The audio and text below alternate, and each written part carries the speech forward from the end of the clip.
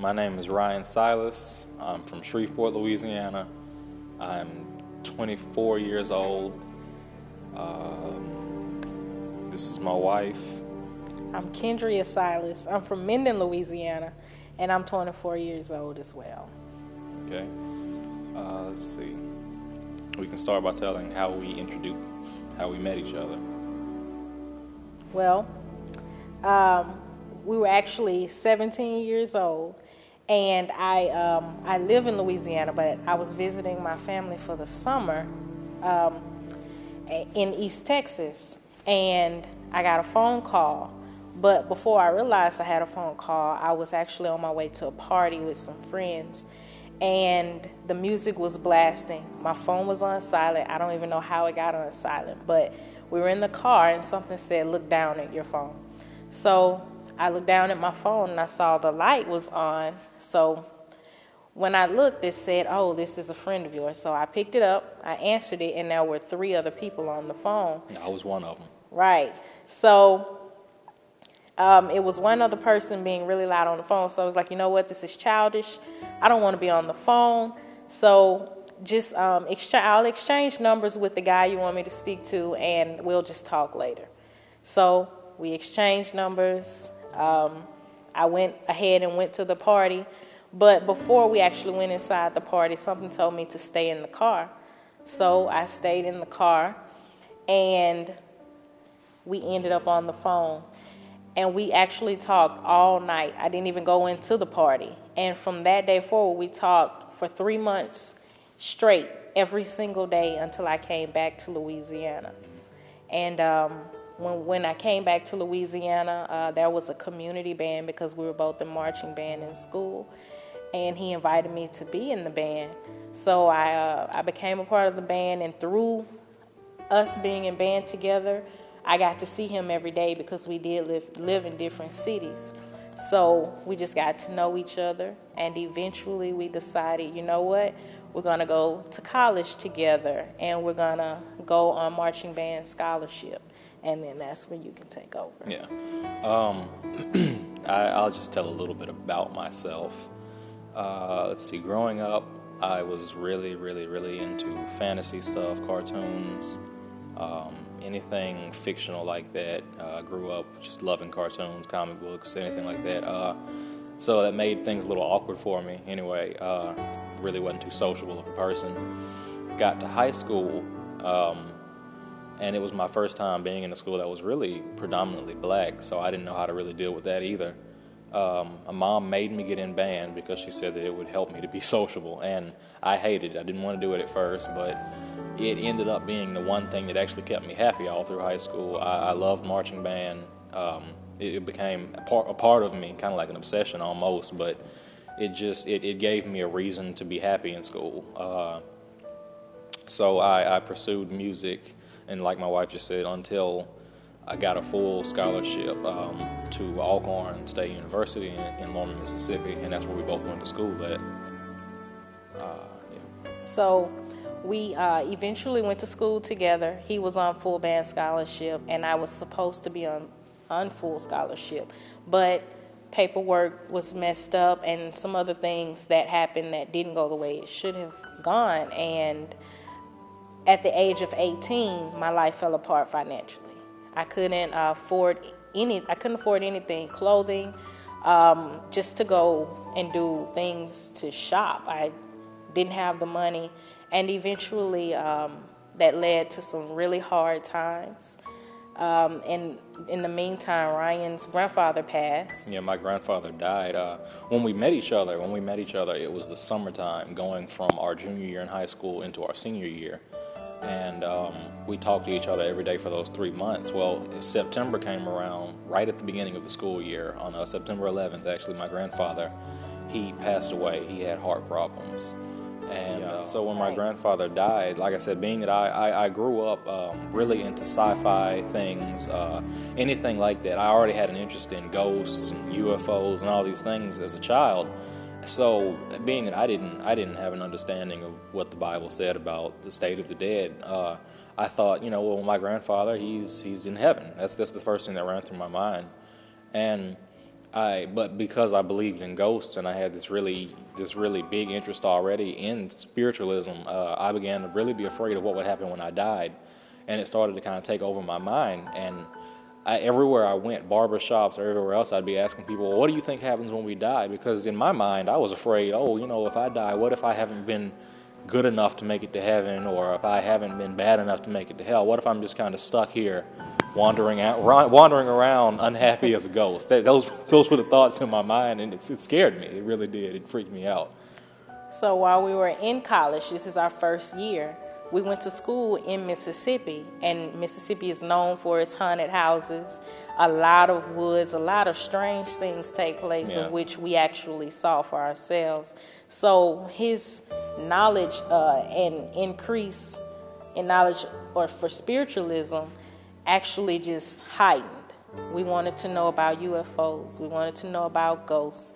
And it actually scared me, so my thing was conspiracy theories. And that was because of 9/11, my growth in conspiracy theories just heightened on top of spiritualism. So we didn't know if we were going up, down, left, or right. We just wanted some answers.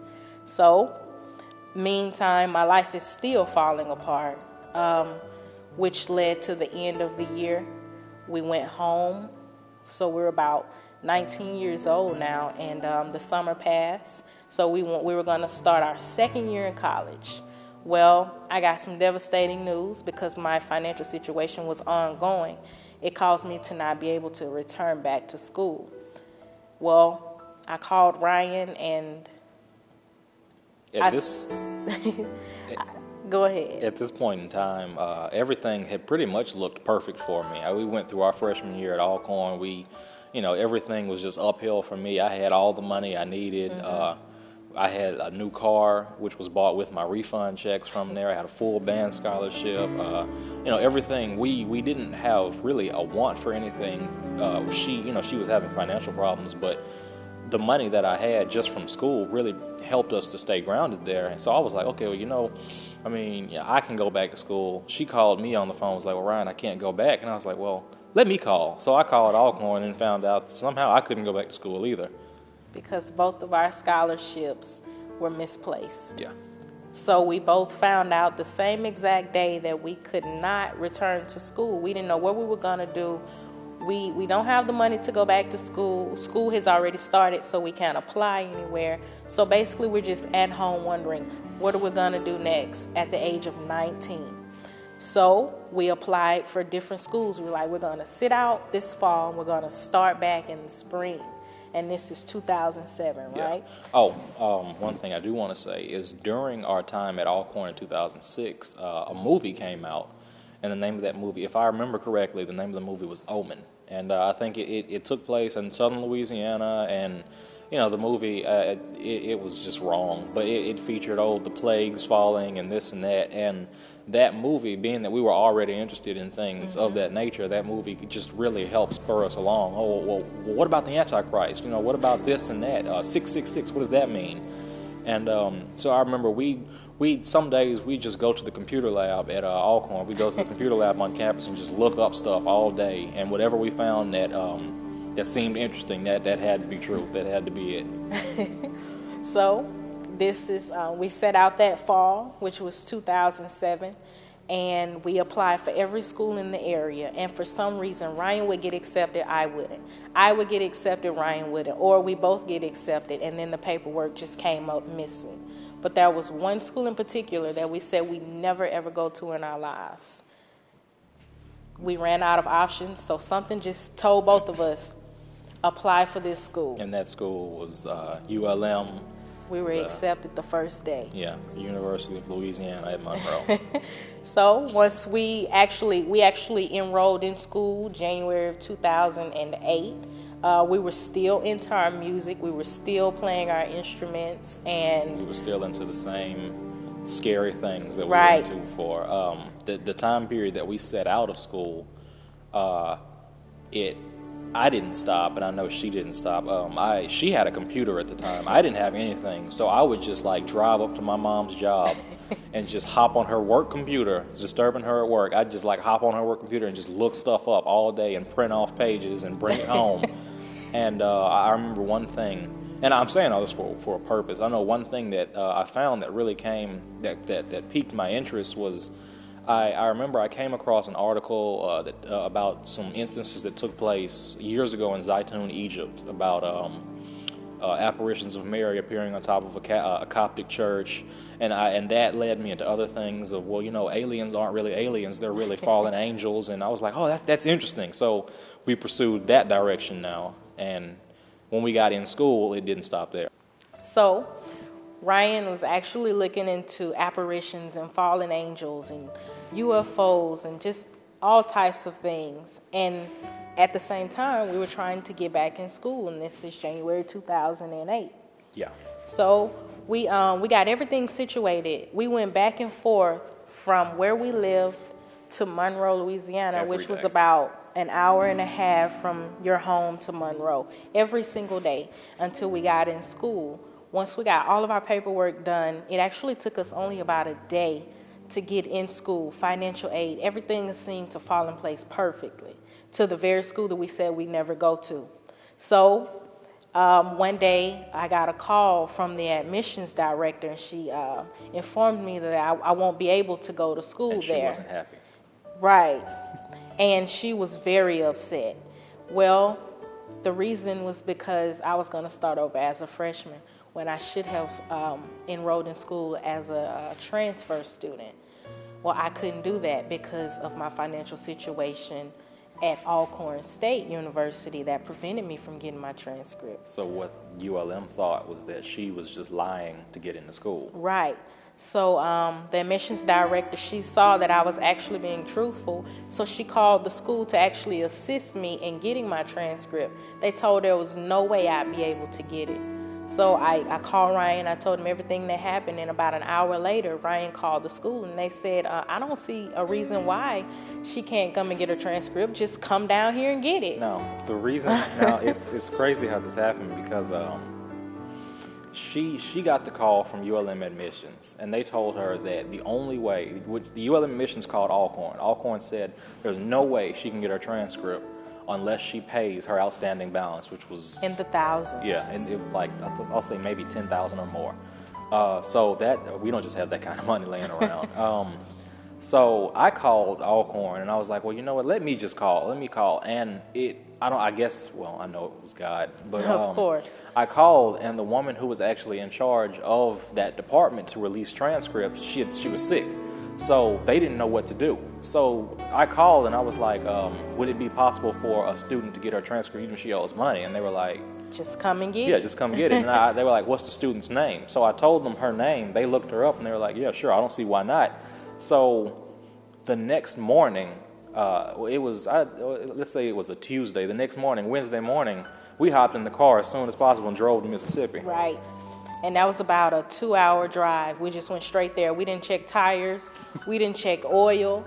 We just went straight there, and we got about 3 copies of my transcript. One for the school, one for myself, and one in case the other 2 burned up or something. I don't know. But we got them, and as soon as I got them, we went straight back to school that same day. And we had class because even though I wasn't all the way in school, I could still attend my classes. I said, you know what? I'm not going to class. I'm not doing anything. I'm taking these transcripts straight to the admissions office. I went in there, and the admissions director was shocked because I just got $10,000 worth of paperwork for free. For $2 each. $2 a piece. And she admitted me right then. So I walked out just thanking God because there was no possible way I could come up with $10,000 in a day to just get enrolled in school. And so I went back to my dorm room. I told Ryan everything went perfectly. And then my phone rang.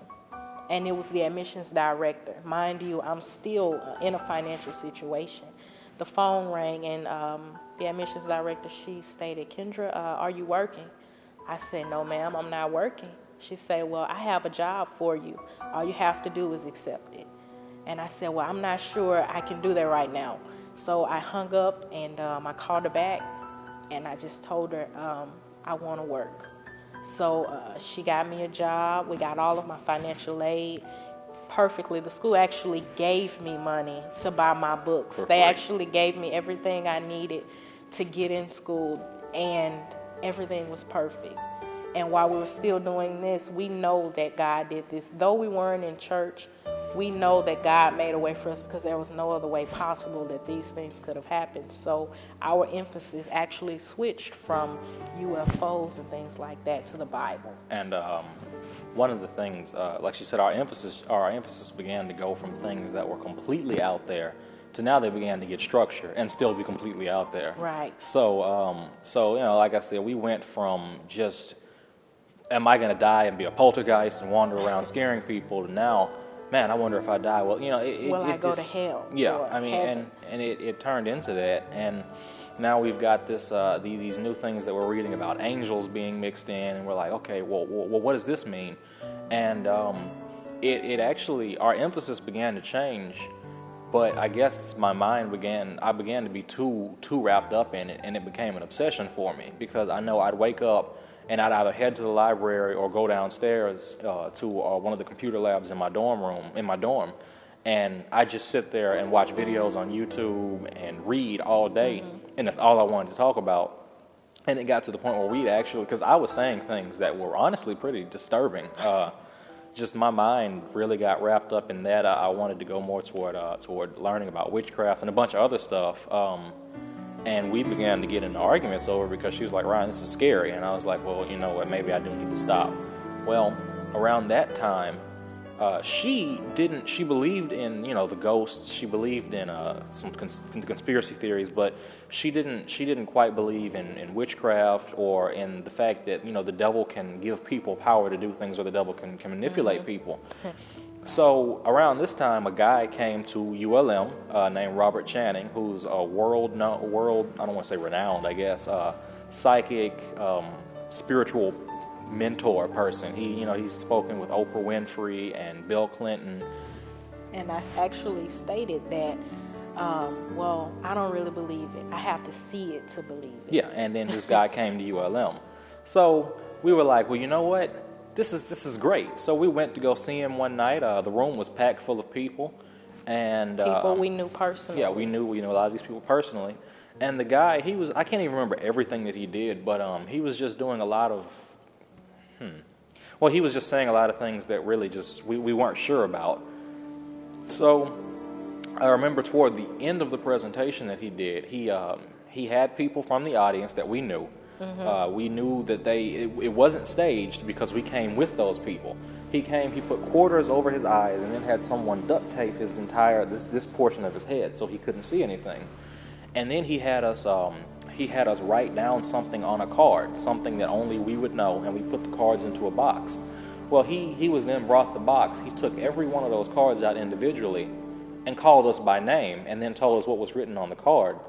But it was kind of scary, because when it got to me, everyone else that he talked to, he spoke to them really tenderly, but he demanded that I stand up, because I was sitting down. He even knew your first and last name. Yeah, he knew my first and last name, and I was sitting there like this, and I was like, oh, this is scary. And he was like, uncross your arms. And I was like, okay. So I stood up, and he told to a T exactly what had happened, and it was scary. And that was something no one should have ever known except the two of us. Yeah. And I'm there like, you know what, at first I said I have to see it to believe it, but now I believe that there's a higher power out there, because no one should have known these things except a higher power, basically. Whether that power be God or of evil, or the devil. Yeah. So after we left, we started to really, really search now, because now we know there's God and there's a devil, and something is not right going on with us. We need to get in church. I remember one night we used to, I can say this now, I mean, I used to stay in her dorm room illegally. It's in the past now. But one night I remember I was asleep on her bed, and it was shortly after we saw Robert Channing, and our emphasis really began to move toward the Bible. And I'll never forget this night, because it would happen repeatedly throughout the week, but one night I had a dream. Well, Anyway, I'd wake up in the middle of the night. We'd turn the TV off at night because, we don't want to sleep with the light on or the TV on. So we'd turn the TV off. I'd wake up and the TV would be back on, and it would just be like all staticky. And that would kind of scare me, but I'd be like, okay, whatever, grab the remote, turn the TV off. Well, one night I had a dream, and this dream really, really scared me. And I didn't understand the meaning of it then, and I have a good idea of what it could mean now. But anyway, in my dream, there was this giant library, and there was a person. It looked like they were climbing either up bookshelves or climbing up filing cabinets that the drawers were pulled out like stairs. Well, the person was climbing up, they were moving up. But anyway, and the person's body was actually on fire. They were being burned alive. And I heard a voice say to me in my dream, "This is what happens to people when you look into things that you shouldn't have any business looking into. Mind your own business. And this will happen to you." And I woke up, and I think I almost started screaming, and the television was on again. And that really just scared me. So from that day forward, I really just didn't even know what to gather of my life anymore. Right. And then I'd say maybe later the same week, she was on the internet surfing around, and you found... We were still looking for a church while all of this is happening, because I'm still into conspiracy theories, because the ghost and hell, it all of those things scares me. And September 11th is what right. got you. And September 11th really, really got me looking into conspiracy theories. So one day, we were in my dorm room. He was just on the bed. I don't even remember what he was doing. I was on my computer. Right. Reading still. So we both had computers at this time, and I'm still heavily into music. We're still playing our instruments, and I came across this hip-hop website looking into conspiracy theories, and someone on the website said that if you think this is something, click on this link, and you will really know the truth. So I clicked on the link, and I read around, I scanned through, and I just screamed, "Ryan! Ryan!" And the site was actually exposing the papacy. So we got on that website, and we started looking into the rapture theory. We started looking into the state of the dead, all types of things we learned. But last but not least, we learned about the Sabbath. And I think it's so interesting that we found this website at the time that we did, because the things that we have been studying, especially with the movies that were coming out and how everything is, you want to know, everybody wants to know, well, who is the Antichrist? It's got to be some person. That's what everybody says. And I remember I had a tendency of I'd get something and I'd just run with it and try to beat it into the ground. So I remember at one point in time I was like, it's got to be Barack Obama. And that's what I said. I was like, Barack Obama, he is the and it was semi-harmless, I'd say. But anyway, we had narrowed it down just from our studies, and I think it's amazing God had been leading us. We had narrowed it down to the Antichrist power coming from one of three places, and that was either the United States, England, or the Vatican. And we said it's got to be the President, Prince Charles, or the Pope. And I don't even know how he got to that point. But when she found this website, we were like, man, you know what? This has to be true. This is it, because this matches up with exactly everything we've been studying. And we didn't even know anything. Yeah. We didn't know anything at all. And also around this time period, our emphasis really did switch toward the Bible, because we started really watching these videos of creation science by Kent Hovind, however you pronounce his last name. And we wanted to learn more about the old earth, the age of the earth, creation. We began trying to read our Bibles, didn't understand anything we were reading. We read it front to back. And was just clueless, but it was amazing. And we found out about Sabbath. So now we're like, Saturday is Sabbath. You're wrong. We're going to keep Sabbath. So I went to my family. I went the completely wrong way and just tried to tell them, no, we should stop going to church on Sunday, and you're wrong. No scripture. I couldn't provide anything. So we were like, you know what? We're going to do according to the Bible. We're going to live according to God's word. So on Friday night, we did everything we had no business doing. But on Saturday, we were trying to keep it holy. And we didn't sell until Sunday morning. We was like, you know what? It's the Sabbath. So we continued to study Daniel and Revelation. And our biblical knowledge did increase. We were learning everything from that website, right. that ministry that we found online. We learned about, now we got an introduction to Spirit of Prophecy through that ministry. So we were just blown away by everything that we were reading. We were like, wow, this is what happens when you die. This is what this means. And our understanding began to come together, and the pieces were really fitting in place. Right. So this is actually the summer of 2008. We had went home. We came back for the fall. We're heavily in the Bible now. We're reading as much as we can.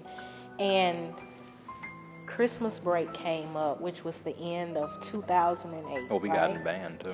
You're right. So if we back up, we came back for 2008, the fall. We went back to school, and we fell away from what we had, the little bit of knowledge that we did have, because band scholarships again were offered to us, and we were like, well, we're not going to turn down money. Right, because this time we were still taking private lessons on our horns, and our director stated that he could get us a band scholarship. Well, of course, you know my past now, I had a band scholarship taken from me. So if you present me with the money now, of course I'm going to take it. So we both accepted the band scholarships.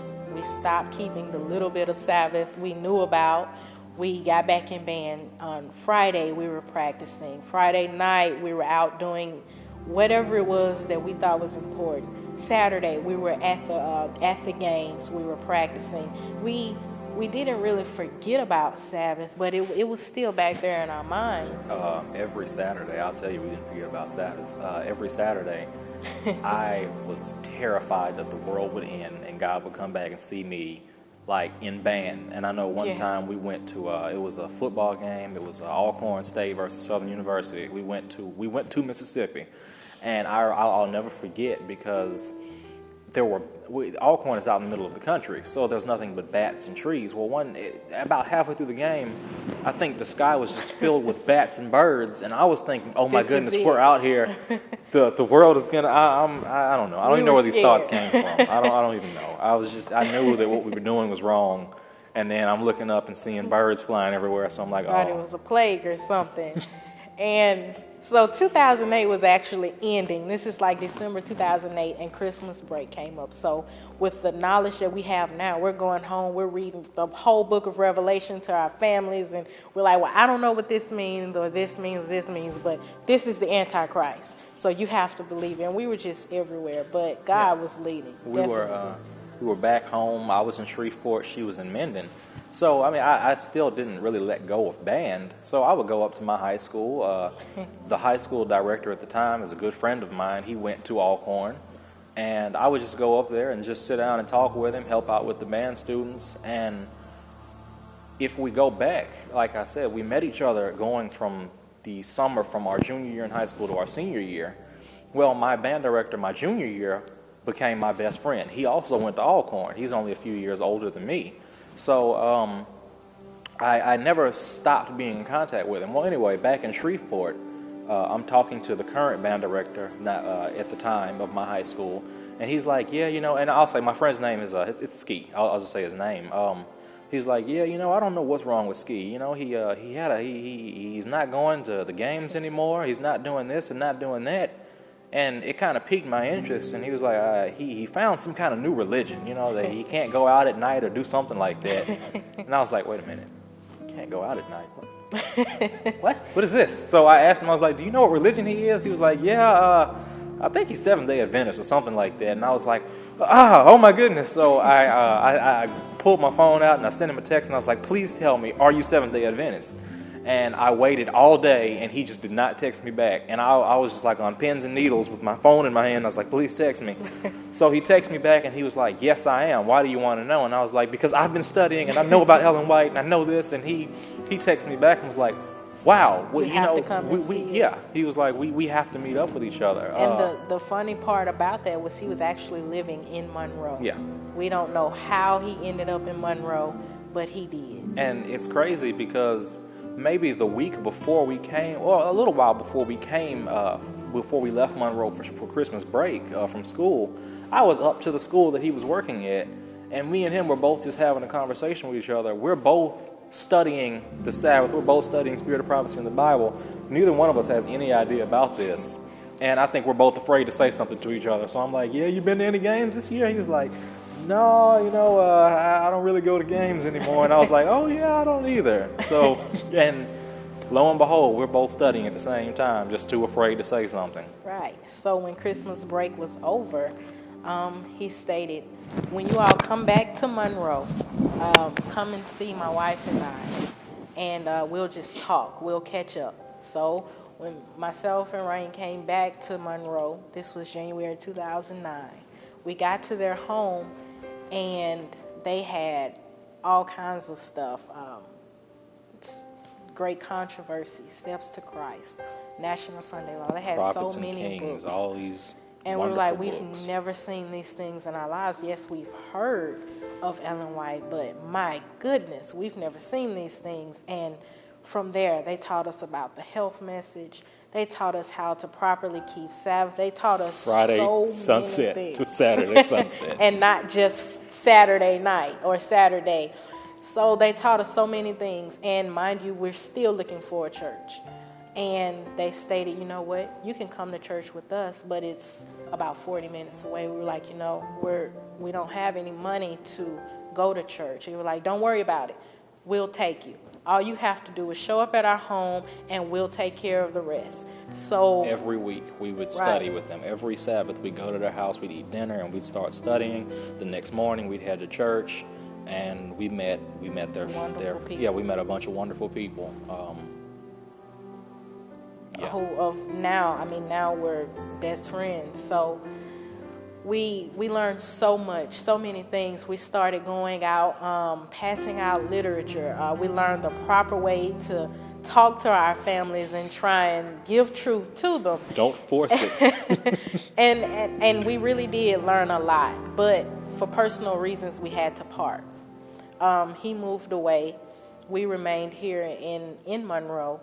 And we started looking for a new church home. Well, it's about 6 or 7 churches in the area. That we went to every single one of them. And we'd stay for maybe a month or two, and we try to be integrated with the people, but something just we didn't really fit in right. So we'd move to the next church, and we'd stay for a while, and we couldn't really fit in right. But the whole time that we're moving from church to church, we're still making friends. We're still building connections with people. But we kind of like, no, this church doesn't feel right to us. Right. So we moved on, but that was this one particular church that we looked for. We Googled it. We actually Googled it, got directions, and one night tried to find it. And we got lost. We ended up in an entirely different city. And we were like, you know what, that's it. We can't find this one church. We're just going to stay in our dorm room on Sabbath. We're just going to study to ourselves. Our families, I don't know the best. Maybe they'll come around, maybe.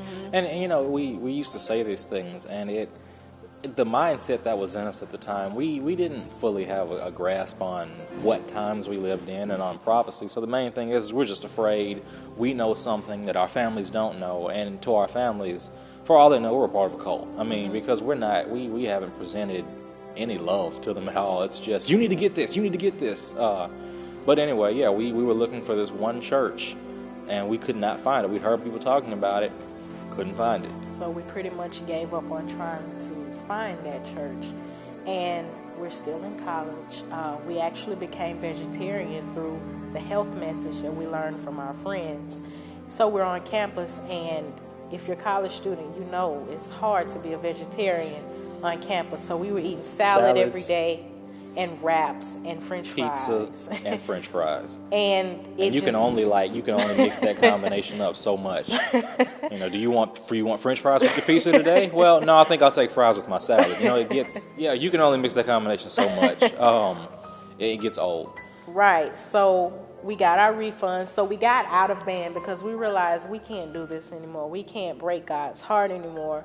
Though we don't know very much, we know the basics, and we know that God is hurting when we break his Sabbath and when we do those things. So we got out of band. We actually gave up the money, but we still had our student worker jobs. God was still providing through this entire ordeal. And we still had those beautiful refund checks. Right. So we would get our refunds, and that was very important that we got our refunds because we were hungry. We picked this restaurant called Piccadilly, and we went there and we ate, and the people looked at us so funny because we had a plate full of sides. It was the strangest thing because we came in, we were hungry, we put our trays down, and every vegetable we saw, we were like, let me get that, and let me get that. And by the time we got to the register, they're like, that's what you're going to eat? Like, yeah, we want this. This is what we've got. And we only had sides, but we were so grateful because, you know what, I don't even miss the meat. I mean, it's not even important to me because God is providing. We haven't gone hungry one time. So the food was delicious that day. I've never had vegetables that taste like that. They were great. So we went back to our dorm rooms. We got hungry again later that day. By this time, the weather had just changed. It was storming really, really hard outside. It was terrible. And that didn't stop us. Normally, we wouldn't just drive anywhere in the rain, but it was just storming terribly. And we were like, well, you know what? I'm hungry, and the food was so good. We've got to go back. We've got to go back. So we hopped in the car, drove to Piccadilly again, loaded our trays up with more of the same sides, and we sat down. And we had, actually earlier that day, the service was terrible, but the food was delicious, so that didn't stop us. So we went back, and we had this little woman, sweetest woman I think I've ever met in my life. She was our waitress, and she gave us every single thing we needed. We didn't want for anything. She took care of us. And if you know us, then we didn't really tip. No. But this woman, she deserved a tip. So Ryan gave her the tip, and we got up to leave. Outside. It's pouring down. This is the hardest I've ever seen it rain. And I jumped. I was like, oh, I forgot my umbrella. And she jumped too. And it was like, did she want to ride home or something? Why did she jump? And she just took off. So we were like, okay, I guess we'll wait for her to see what she wanted. So she came back with this little blue book in her hand. And she leaned over and gave it to us. And she was like, I want to give y'all this. And we looked at it. We were like, this is a great controversy. And she was like, do you know do you know what this is? Do you know who this author is? And we were like, yes, it's Ellen White.